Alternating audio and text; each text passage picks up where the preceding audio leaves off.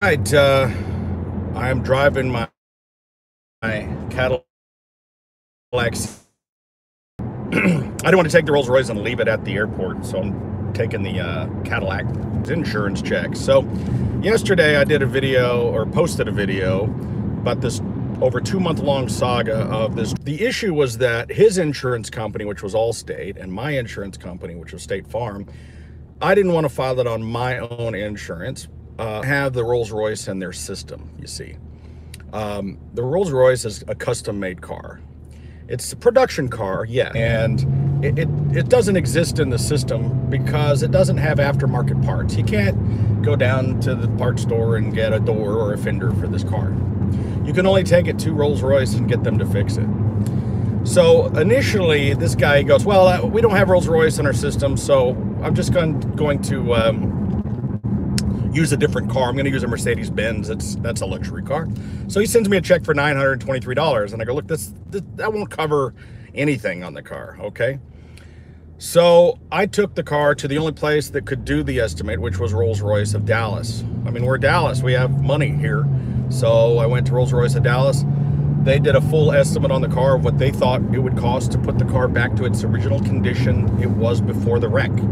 And they came back with something like $48,000 estimate. And when I took that to Allstate, they didn't want to pay. They said, well, that's too much money because we don't think the car is worth that much money. We're willing to pay you $76,000 to total the car and we'll take it away. Or you can keep the car and we'll give you like $25,000. And I'm like, no, the car's worth more, and I'm going to explain why. I want to use an example of like a helicopter or an airplane. If you have a helicopter, the parts on the helicopter are regulated to operate for a certain amount of hours, okay? And after the certain amount of hours, you have to completely rebuild the helicopter. You have to take it apart, put it all back together, and that's what you have to do. So let's say you have a helicopter for sale, but it's at the end of its life cycle, right? Well, that's not going to be worth as much as one that had just been redone. So if you say, I have a helicopter for sale, but we just rebuilt it, all the parts are new, its life cycle's been returned, and it's good to fly for the next 1,000 hours. Well, that was my argument with my car. My car, we just did all these repairs. If you've been watching my videos about, we replaced all of the things that were at the end of their life cycle. So if you were to go buy a used Rolls Royce with a bunch of miles on it, you were looking at having to change out the wheels and the tires and the brakes and the suspension and the alternators and the water pump and the this and the that and the ba-ba-ba-ba-ba-ba. Right? We already did all that. And had you taken it and dropped it off at a Rolls-Royce dealership to have that shit done, man, it would have cost like 30 grand. So all of that combined with, the extras on the car made the car worth more. Because you wouldn't be able to replace the car for the same amount of money that they were offering. I'm actually pulling into the bank to give them these insurance checks right now before I go to the airport. This is Chase, which is my favorite bank, but this particular bank, sometimes it takes forever. Look, I'm going to push the button. Let's see how long it takes. They might just run over here right now, but most of the time, not. Yeah, so $923 and $46,987. So, so many people were commenting that what I was doing was insurance fraud because they don't understand how insurance works. They don't understand the laws, and this is why I wanted to post that video and the negotiations so that people can learn from it and understand how this stuff works. Now, fraud would be if you faked the accident or if you claimed damage that didn't actually happen. Like you burn your own house down and then you pretend that there was a bunch of Picassos in there. That's fraud, right? Or you stage the accident. You have your friend purposely run into your car so that you can go claim, some kind of fakery. So I didn't know this guy. I did not want the car damaged. And you are also not obligated to take the car to any particular repair shop. And you're not even obligated to fix the car if you don't want to, right? See, they're still not here. So, you're perfectly legally in your rights to take the money that's given to you and do whatever you want with it. It's your money. right? You can just drive around with the dent in your car, or you can fix it. Hey man, just deposit those, please. All right. So, yep. So, the thing about it is, my estimate was legitimate from a legitimate dealership from Park Place of Rolls-Royce. They own all the luxury brands here in Dallas. You know, Lexus, McLaren, you know, like everybody, right? And so I got a legitimate estimate for the legitimate amount of repair. And what I explained to the agent is that by him simply paying me the estimate, I'm saving them actually money. Because if I really wanted to milk, if my goal was to get more money out of them, I could have dropped the car off at the dealership.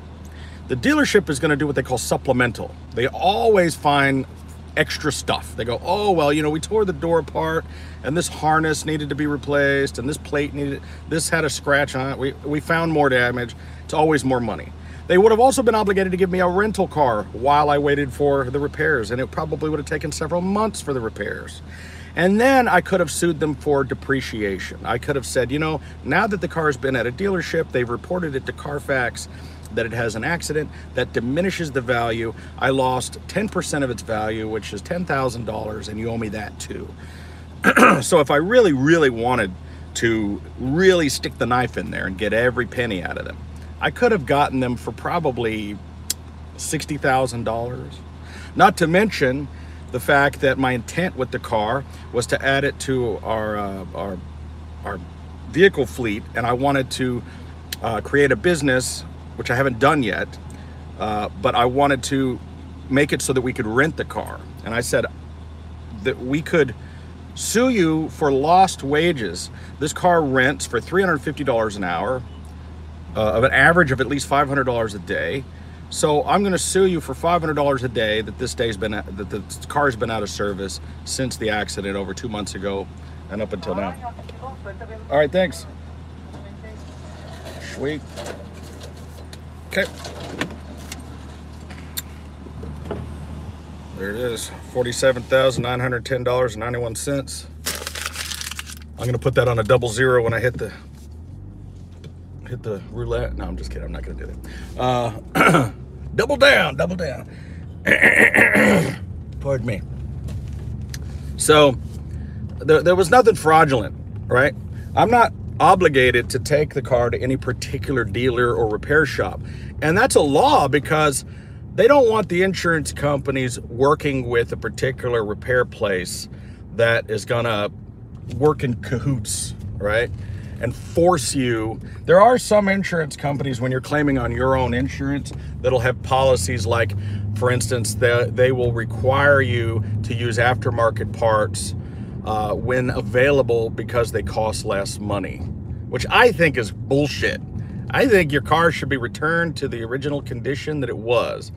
But there are no aftermarket parts for the Rolls-Royce, and this was one of my arguments. See, they were trying to devalue the car. You know, there's no law that says that I have to buy junkyard car parts for my car, right?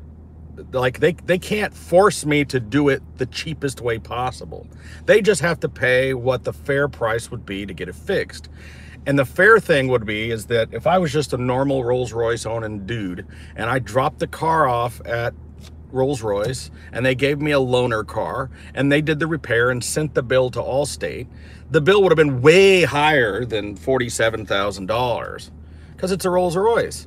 And what people don't understand about the car is that they use the same body for like 10 years, okay? They don't change it very often.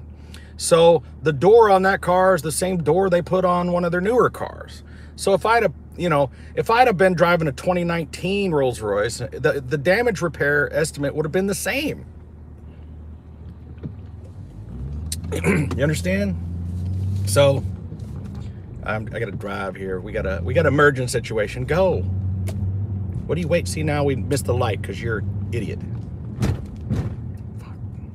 So this is the situation with dealing with these insurance companies. And the reason I wanted to post this video, another thing I wanted to mention that people mentioned in the comments, in the state of Texas, you are allowed to record your own phone calls. And they were recording me, I was recording them, and they were also made aware that I was recording them. So, yeah, this is my CTSV wagon.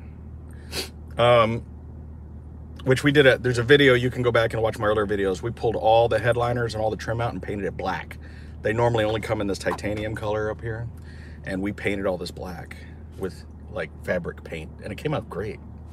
And so this is really the thing. I have my own custom shop. So for those of you that are subscribers of mine, we build custom cars for a living. That's how I can afford this Rolls Royce.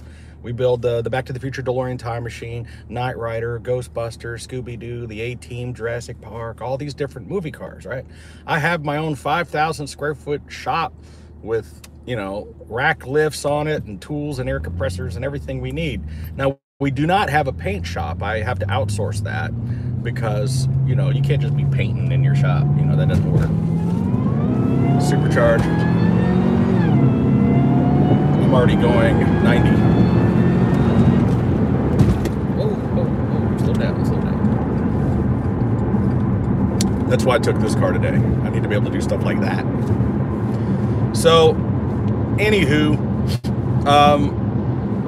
so no, that to answer all the dummies questions out there, the people who are not trained in how to negotiate with an insurance company and do not know the laws, it was not insurance fraud. It is not insurance fraud if you take your insurance money and you could go to Vegas and blow it on hookers and blow, whatever you want to do. It's your money. You're not obligated to fix the car, okay? You're owed what you're owed, your damages, right? It's just like if you're injured, let's say you're disfigured and you get paid a payment because they say, well, we think that it's going to cost $1 million worth of cosmetic surgery to fix your stupid face. And you can take the $1 million. You don't have to fix your stupid face. You could just, you know, go buy a Bugatti and drive around ugly. That's your choice, right?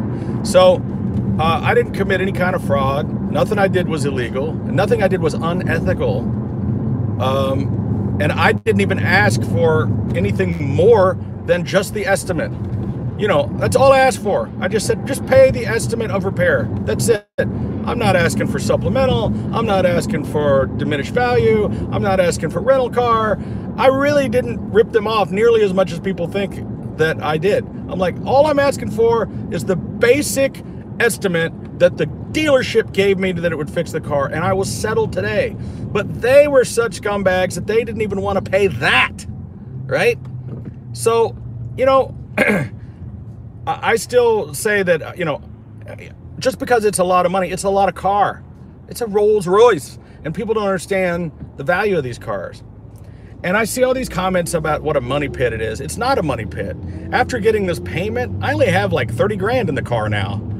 You know, I have less than the cost of a new Accord, and I'm driving a Rolls Royce. And people are like, the people that don't, most people have never even seen a Rolls Royce, let alone ride or drive in one. So they have no idea the difference. Probably the nicest car most people have ever ridden in is like a Cadillac or a Lexus or something. And I can tell you, because I own all these kind of cars, nothing at all. There's nothing you've ever ridden in that is as posh as a Rolls Royce. When it comes to the, like, you notice how you can hear everything here? If I was in the Rolls Royce right now, you would not hear any tire, you wouldn't hear any of this noise. It's completely quiet. It's completely soft. You're not bouncing, the camera wouldn't be vibrating. You wouldn't, that bump right there, you wouldn't have felt that. You're just floating on a magic carpet. Here's the other thing about it, is that it commands a level of respect that you can't imagine. I went to this restaurant thing the other night on Saturday night, and this place it's in Plano, which is sort of a rich area of town, and it's a place called the Legacy Hall, and what it is, it's like a 3-level adult mall, right? And this is a new trend. It's like a mall of bars and restaurants, you know, with music and entertainment. God damn it, you fucking idiot. This guy literally almost just turned right into me. And I got a sheriff driving right next to me, and this guy is like, oh, I'm just gonna turn into me. And this is what happens. Anyway, so I went to this restaurant, and as I'm pulling up, the restaurant outside is a place called Fogo de Chao, which is a Brazilian churrascaria. Now, if you've never been to a place like that, what they do is it's like a buffet. You pay one price, and these guys called gauchos, they walk around with a sword, I shit you not, a sword with meat on it. And they walk up to you, and you have a little card on your table that's either green or red. If it's green, that means you want meat. If it's red, you don't want any more.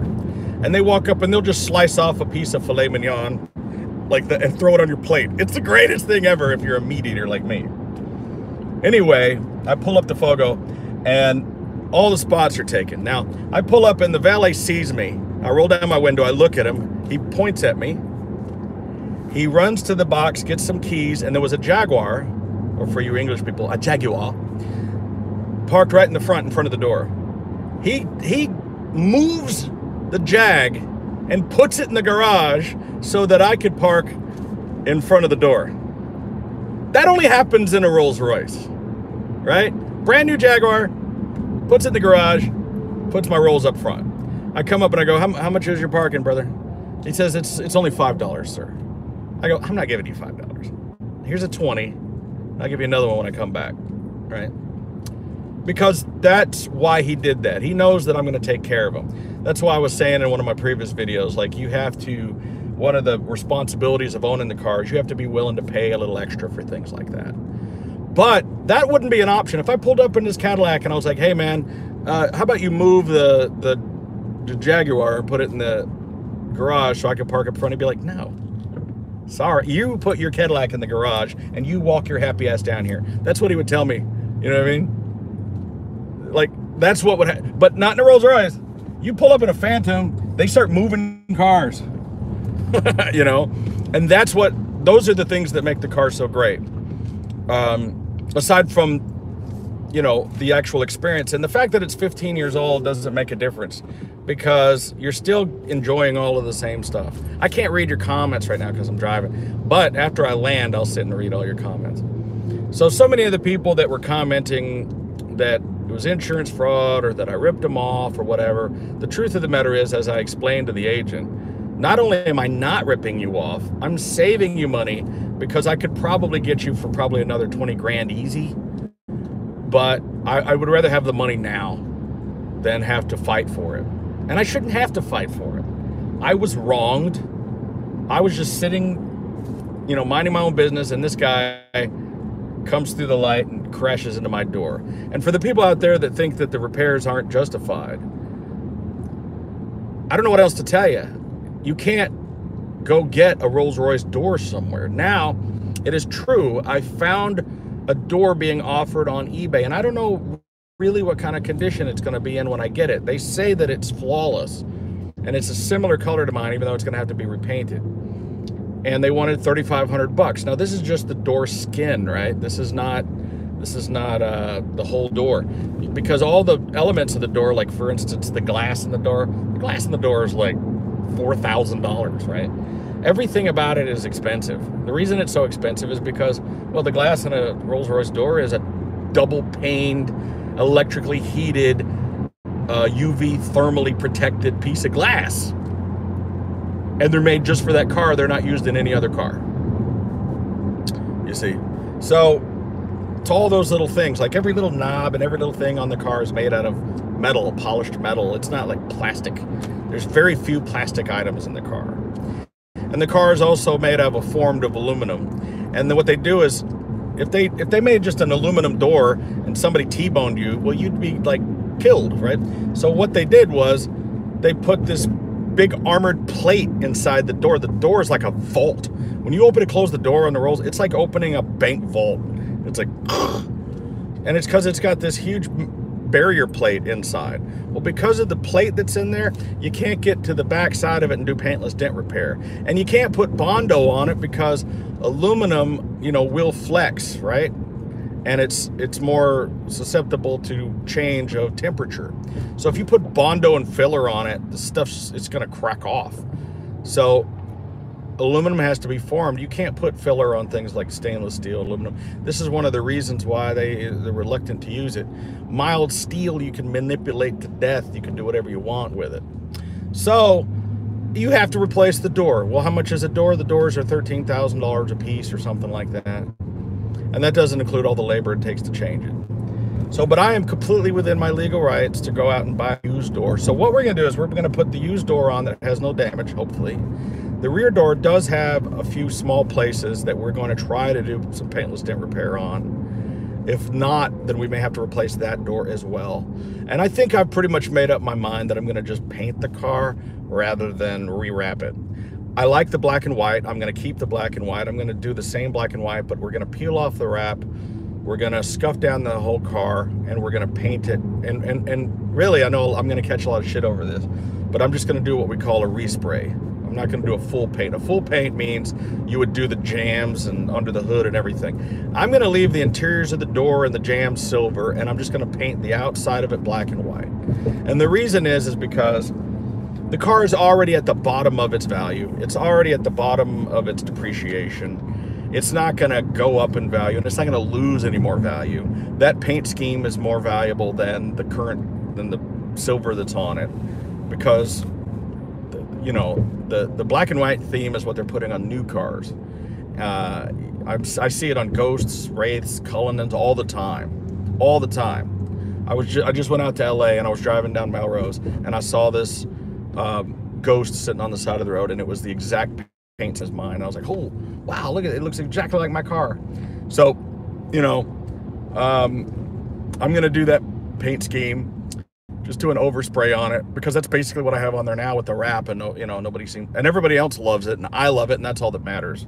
So it's probably going to cost me 10 grand to do that paint job, whereas if I were to, because I'm gonna have to pay to paint the door and blend in the side of the car anyway, and that's going to cost a couple of $1,000s, and then I'm going to spend another like probably $5,000-6,000 in wrapping it or whatever, so, or more. So I'm like, why don't I just combine all that together and just paint the whole car on different, you know, paint the whole car white. I'm going to paint it pearl white, like Lexus pearl white, and then diamond black top. Diamond black is well, like this CTS-V was offered in 2 black colors. You can get Black Raven, which is what this one is. My other one was Black Diamond Tri-Coat, which when the sun hits it, it just sparkles. You get all these like reds and greens and blues sparkling off of it. I like it. It looks cool. And I was just down at Rolls-Royce Park Place, and they had a brand new 2019 Rolls in there with the black diamond. I forget what they call it. They call it a different thing, but it basically was the glitter black. And I was just like, man, that thing shines like a diamond in a goat's ass, as Richard Rollins would say. And I think that's what I'm going to do. So if I got to get off of here and drive. If there's anybody out there paying attention, is this thing telling me to take? What is this thing telling me to do? It's telling me to go to 45.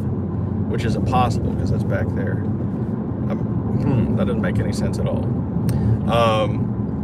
It's trying to send me to the other side of the airport. Stupid.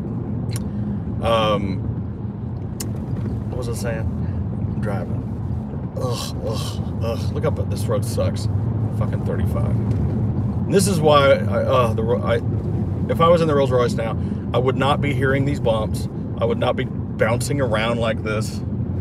You know, and this is a luxury car. This is a $70,000 Cadillac. You know what I mean? A new CTS-V is over 100.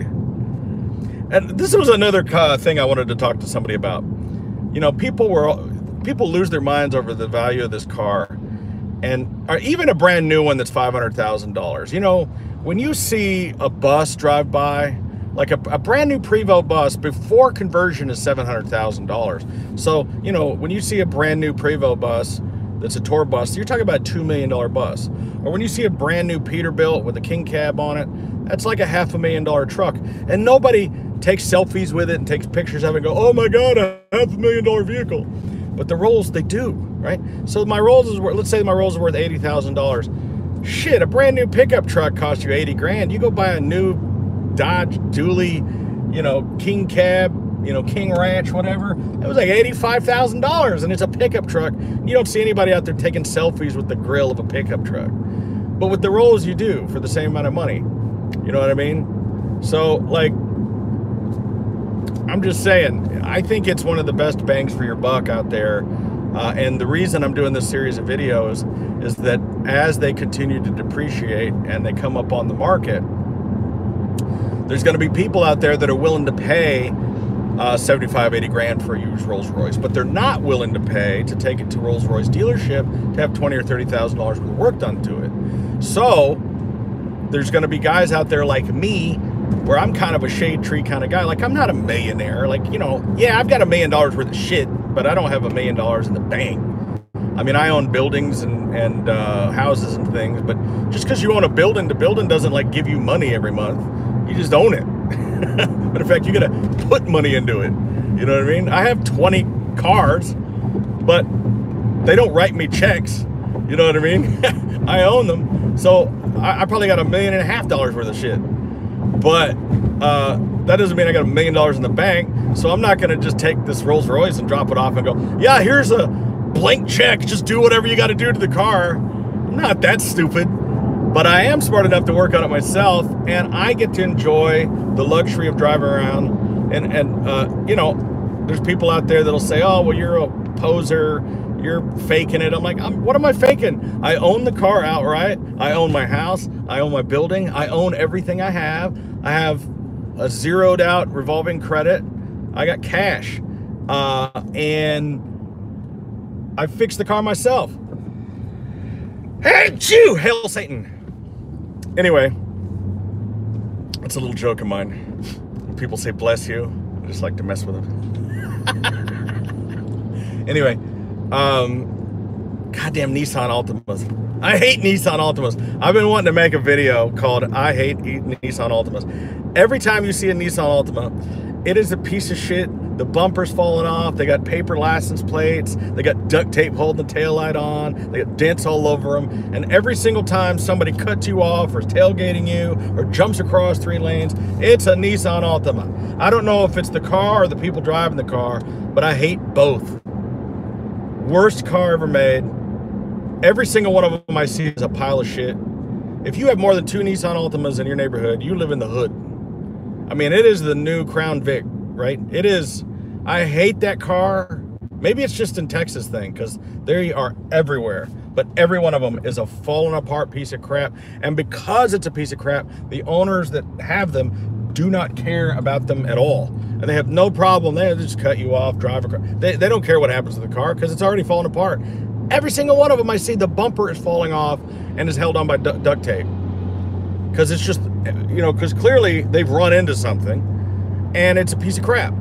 And it's like every one of them I see, like duct tape on the car. Anyway, rant. I need a Mr. Pitt. I need to hop off here. I still got a little bit to drive.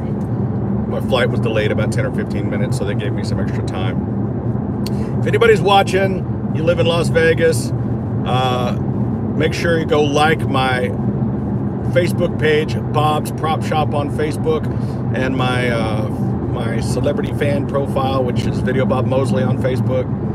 And I will post where and what I might be doing. And if you're in Vegas area and you want to meet me and hang out, I don't have a problem with that. I like to go to Guy Fieri's over at Carnival Court to eat.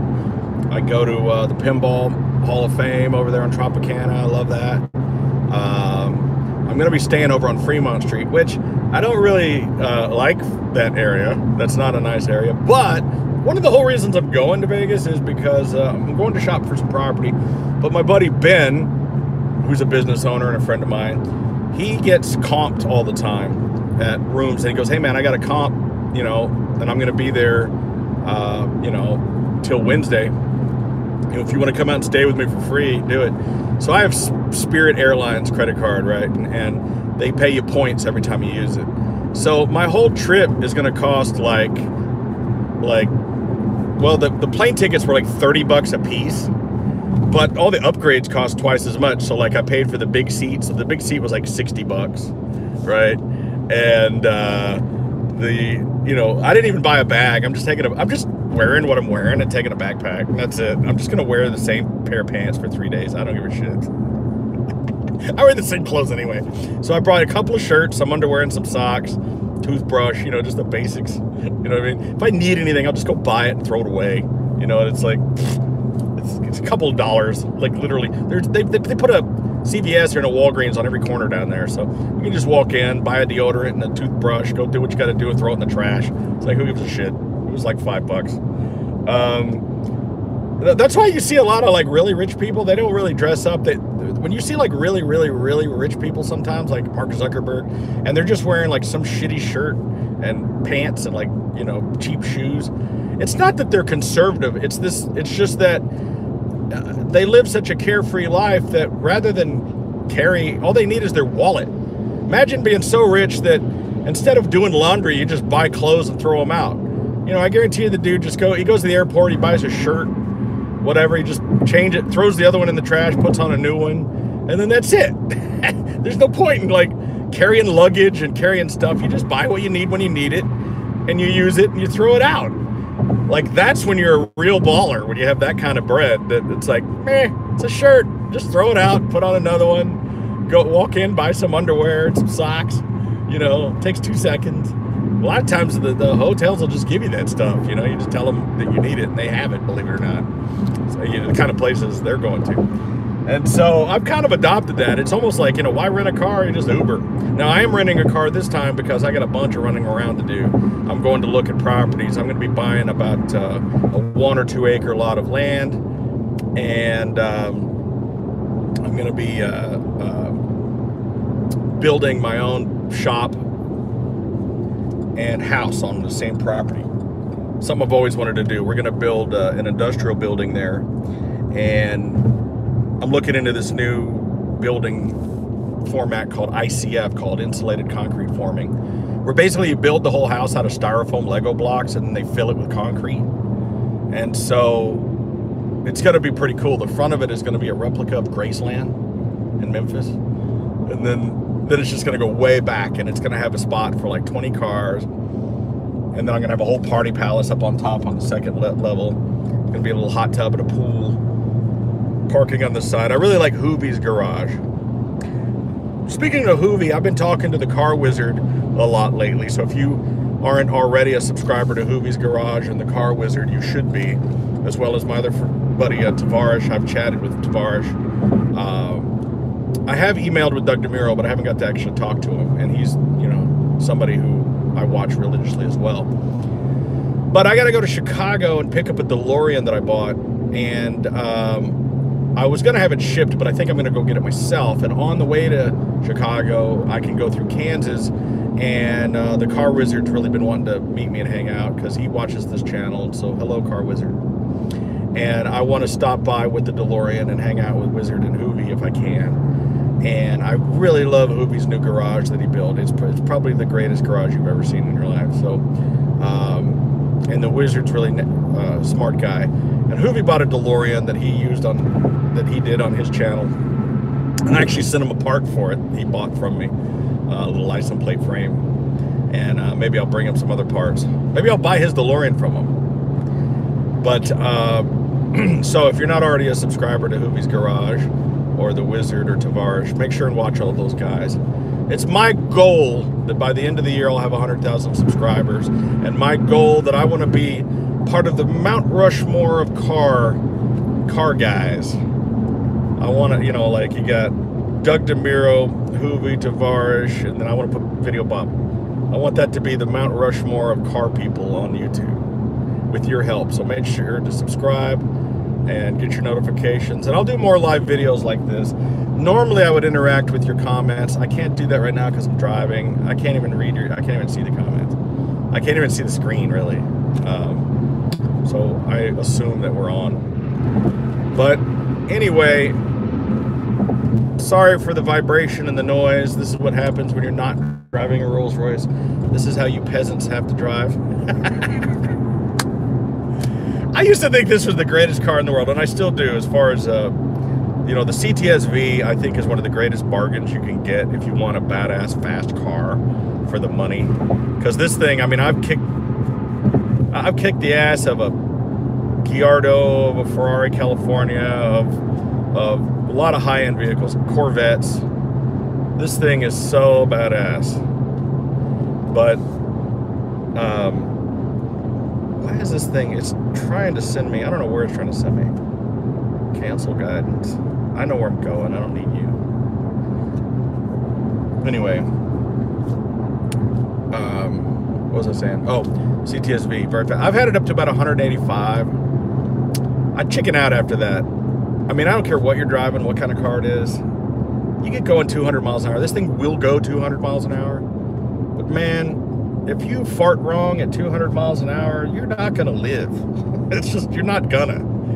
And I'm not willing to take my life into that kind of hands and just, you know, it's just dumb. I was watching a video, it was like a cannonball, and they were driving a Rolls-Royce Phantom. The thing lost control and rolled, and the guys got out of the car laughing about it. That car is solid like a tank. The Rolls-Royce isn't made for speed. I mean, it's capped at 155 miles an hour, and it'll go 155 miles an hour, no problem. But, because it's got a V12, somebody was like, oh, this big slow piece of shit. I'm like, dude, it's got a 6.75 liter V12 in it. It's got like 550 horsepower. I'm like, it'll go. Nope. I mean, it does 0 to 60 in 6 seconds, and it only does it that slow because they've, you know, made the transmission shift smoothly. They don't want it to jerk and kick you in the back. So it does it slowly on purpose. But, you know, it'll go, trust me. And it's completely silent. It's like, you don't even, like, you got to really be hammering on it to even hear a little, you know. It's got 4 mufflers. It's ridiculous. This thing is actually pretty quiet. I haven't really done, this car is completely stock. Other than like a K&N air raid filter on it. That's the only thing we've done to the car. My other CTS-V, the one I got rid of recently, it had a oversized pulley on it so that it made the supercharger go faster. But there's not enough, there's too much traffic here for me to show off on this thing. But I can punch it, and I can be going, I'm just going 70 now. I can go from 70 to 120 in like 2 seconds. This thing is one of the greatest bargains, and I'm really looking forward to the new CA Corvette. But I'm gonna wait till they come out with a supercharged version. They're probably gonna make a twin turbo though. But this thing will mop up a Corvette all day long because most Corvettes aren't supercharged. Unless you got like the ZL1 or something really, really badass. Or ZL6 or whatever the thing is called. I'm not really a Corvette guy, but Nissan Altima! Piece of crap. See right now, see, hold on, I gotta make a maneuver.